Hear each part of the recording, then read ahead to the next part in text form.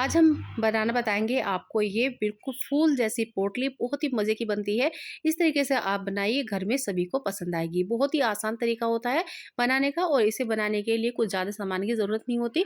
घर के जो पड़े सामान होते हैं उनसे ही आप इसे फटाफट बनाइए। इसकी जो स्टफिंग होती है बहुत ही मज़ेदार, बहुत ही टेस्टी होती है। वो कैसे बनेगी? ईज़ी तरीका है बनाने का। तो इसे कहते हैं स्टफ्ड वेज पोटली। ये इसका नाम जो होता है बहुत ही और ये देखने में बहुत ही अट्रैक्टिव होती है। इसे बनाना बहुत ही आसान है।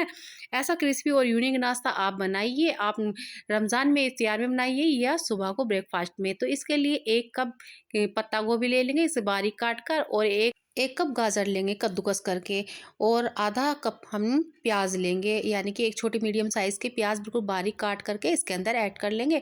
3 से 4 लेंगे हरी मिर्च, बिल्कुल बारीक चॉप कर लेनी है, और 1 मीडियम साइज़ का टमाटर, इसे भी बिल्कुल बारीक बारीक कट कर लेंगे, और आधा चम्मच डालेंगे इसके अंदर मिर्च। आप टेस्ट के अकॉर्डिंग ज़्यादा भी कर सकते हैं। आधा चम्मच ही हमने नमक ऐड किया है। नमक भी आप टेस्ट के हिसाब से कम ज़्यादा कर सकते हैं।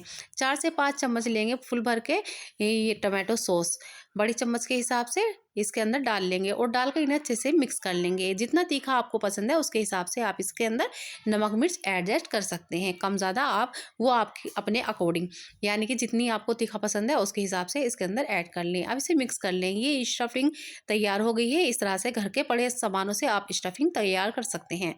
2 कप लेनी है मैदा। ये आप 1 कटोरी से मेज़रमेंट कर सकते हैं, और इसके अंदर एक बड़े से बर्तन के अंदर डाल लेंगे। आधा छोटी चम्मच बेकिंग पाउडर, आधा छोटी चम्मच नमक टेस्ट के हिसाब से डाल सकते हैं। अब इसके अंदर तेल डालेंगे। ये हमने रिफाइंड ऑयल लिया है।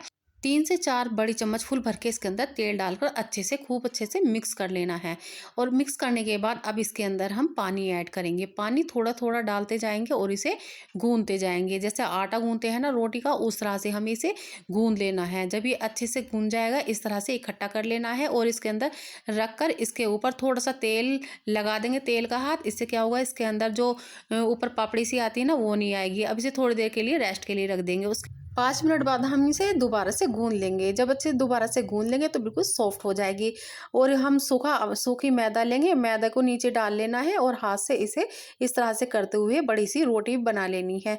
अब बेलन लेंगे, बेलन की हेल्प से इसे बड़ा कर लेना है। जैसे रोटी बनाते हैं ना, जितनी पतली रोटी होती है उतनी ही पतली हमें इसे बड़ा करना है। जितनी भी बड़ी रोटी बनेगी उतनी बड़ी कर लेंगे।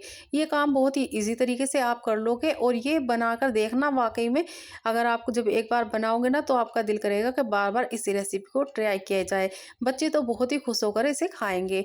अब हमने जितनी भी बड़ी हो सकती थी उतनी बड़ी रोटी बेल लेनी है। अब इसे ऊपर से हम लगाएंगे घी। तो घी से क्या होता है, ये बहुत ही क्रिस्पी बनता है। ऊपर अच्छी तरह से हाथ से रब कर देंगे घी को। इस तरह से जितनी भी बड़ी रोटी है पूरी रोटी पर इसे सेट कर देना है। अब इसके ऊपर हम सेट करने के बाद थोड़ी सी सूखी मैदा लेंगे, और मैदा इसके ऊपर ऊपर छिड़क देनी है पूरी रोटी पर। इस तरह से छिड़कने के बाद हल्का सा हाथ से रब भी कर सकते हैं, या इसी तरह से आप छोड़ सकते हैं। अब इसे करने के बाद हल्का सा हाथ से हमने रब कर दिया है, और रब करने के बाद अब इसे हमें फोल्ड कर लेना है। दोनों तरफ से इसे दोनों साइड से उठाएंगे, बिल्कुल पतला पतला सा इसे गोल गोल करते हुए इसका रोल बना लेंगे। डेली डेली जब वही बोर खाना खाते हैं, यानी कि पकौड़ी, कभी आलू की पकौड़ी, कभी बैंगन की पकौड़ी, कभी पालक की पकौड़ी, तो वो खाते हुए बोर हो जाते हैं। तो आप जब कुछ यूनिक सा बनाना चाहते हैं, कभी कभी दिल करे कि आप कुछ अलग बनाना चाहते हैं, तो इस तरीके से घर के जो पड़े सामान होते हैं उस तरीके से बना सकते हैं। अब इसे रोल बना लेना है। हाथों से इस तरह से फोल्ड करते हुए, इस तरह से घुमाते हुए इसे बड़ा कर लेना है। बहुत ईजिली सा ये बड़ा हो जाएगा इस तरह से। अब ये बड़ा हो गया है। बड़ा होने के बाद अब इसे हम कट करेंगे। छोटे छोटे पीस एक ही साइज के कट करेंगे। छोटे बड़े पीस नहीं होने चाहिए, बराबर के ये पीस हमें कट कर लेना है। इस तरह से आसानी से हो जाएंगे। तो इसमें 13 से 15 पीस हमने कट कर लिए हैं। अब कट करने के बाद अब हम इसे बताते हैं, इसके जो ये हमने बनाए हैं रोल बनाने के बाद क्या होता है, इसमें बहुत ही अच्छी लेयर सी भी आ जाती है, इससे क्रिस्पी भी बनता है। अब इसे हमें बड़ा कर लेना है। बेलन की हेल्प से इसे बड़ा कर लेंगे इस तरह से। तो थोड़ी बड़ी सी रोटी बना लेंगे, जैसे थोड़ी सी पूरी होती है इतनी बड़ी हमें बेल लेनी है। इसमें अब स्टफिंग रखेंगे। स्टफिंग अपनी चॉइस के हिसाब से रख सकते हैं, 2 से 3 ढाई चम्मच भी रख सकते हैं। अब इसे इस तरह से उठाते हुए फोल्ड करते जाना है चारों तरफ से। ये पोटली बन जाएगी। अब इसके अंदर हम आपको बताएंगे डिज़ाइन किस तरह से बनना है। पहले इसके मुंह को इस तरह से बंद कर देना है और गोल गोल घुमाते हुए इस तरह से पूरा गोल पेड़ा सा बना लेना है। मुंह इसका बिल्कुल बंद होना चाहिए, नहीं तो ऊपर से क्या होगा, अगर ये मुंह खुल जाएगा तो इसकी जो स्टफिंग है वो निकल जाएगी और इसका डिज़ाइन जो है वो ख़राब हो जाएगा। जब फ्राई करेंगे तो इसकी स्टफिंग निकलती है तो जो शेप होती है ना, वो सारी शेप इसकी ख़राब हो जाएगी। अब एक धागा लेंगे, धागा बिल्कुल बारीक नहीं होना चाहिए, मोटा सा धागा लेंगे और इस तरह से पकड़ना है, घुमाना है और घुमाकर दूसरी साइड से इस तरह से ले जाना है। इसे बहुत हल्के हाथ से करना है, ज़्यादा आपको खींचना नहीं है। एक बात का ध्यान रखना है, अगर आप बारीक धागा लोगे तो बारीक धागे से कट लग जाएगा, अब एकदम इसमें कट लग के स्टफिंग निकल जाएगी। तो बहुत हल्के हाथ से इस तरह से घुमाना है, फिर सारी साइडों से जितना भी आपको डिज़ाइन बनाना है उतनी लेयर इसके अंदर बना सकते हैं। तो इसकी शेप जो है बिल्कुल ऐसी बन जाती है जैसे एक फूल हो, यानी कि आप कद्दू भी कह सकते हैं, देखने में कद्दू जैसा लगेगा। अब इसमें ऊपर गांठ लगा देनी है। धागे की आपको टेंशन नहीं लेनी, धागा इसी तरह से आप छोड़ सकते हैं। तो हमने एक पीस आपको बनाकर दिखा दिया है, कितना प्यारा सा इसके अंदर डिज़ाइन बनकर आया है, देख सकते हैं बिल्कुल कद्दू की तरह। इसी तरह से हमने सारे पेड़े बना लेने हैं, जितने भी पेड़े आपको बनाने हैं ये इस तरह से पोटली आपको तैयार कर लेनी है। ये पोटली बनकर तैयार हो गई है, बहुत ही प्यारी बनी है। अब बताते हैं आपको किस तरह से हमें फ्राई करनी है। एक कढ़ाई लेंगे, इसके अंदर थोड़ा सा तेल गर्म कर लेंगे मीडियम फ्लेम पर, और जब ये मीडियम फ्लेम पर तेल गर्म हो जाएगा इसके अंदर सेट कर देंगे जितने पीस इसके अंदर आएंगे।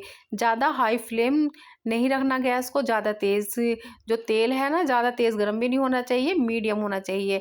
ये गैस को स्लो कर देंगे, जैसे समोसे फ्राई होते हैं ना, बिल्कुल मीडियम फ्लेम पर इस तरह से हमें इन्हें फ्राई करना है, अंदर तक बिल्कुल क्रिस्पी फ्राई हो जाएंगे। अगर आप ज़्यादा तेज़ गर्म होगा तेल तो उससे क्या होगा, ऊपर से इनका कलर एकदम डार्क हो जाएगा और अंदर से कच्चा रह जाएगी जो मैदा होती है। तो इसलिए बिल्कुल स्लो फ्लेम पर इन्हें गोल्डन होने तक फ्राई करना है। तो इस तरह से आप देख सकते हैं कितने अच्छे माशाल्लाह इसके अंदर डिज़ाइन लगा है, बिल्कुल अलग यूनिक सी रेसिपी है। इस तरह से रोज़ रोज़ आलू की पकौड़ी खाते हुए बोर हो गए ना, तो इस तरह से आप बनाइए। अब इसे निकालेंगे, जो इसका धागा है वो हमें कैसे, धागे को भी बताएंगे आपको क्या करना है।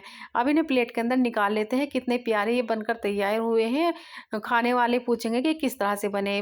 बच्चे तो बनाते बनाते ही चट कर जाएंगे, इतने पसंद आएंगे ये बच्चों को, बहुत ही आसान।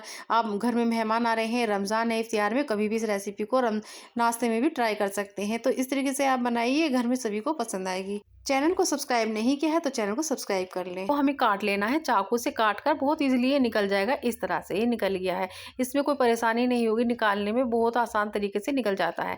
इसका हमने धागे का निकाल दिया है, इसी तरह से सारे पीस के धागे निकाल लेना है। तो ये हमने धागे निकाल लिए हैं।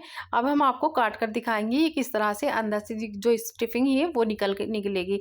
अभी बहुत ज़्यादा गर्म हो रहे हैं, गरम गरम एक पीस हम आपको दिखाते हैं काट कर चाकू से। तो काट लिया है हमने और बहुत ही क्रिस्पी से बने हैं, बहुत ही, और अंदर से सॉफ्ट एकदम गरम गरम और जूसी। इसकी स्टफिंग जो है बिल्कुल जूसी लगेगी। इस तरीके से आप बनाइए, और आपको पसंद आए तो वीडियो को लाइक से और चैनल को सब्सक्राइब कर लेना। अगली वीडियो में फिर मिलेंगे। अल्लाह हाफ़िज़।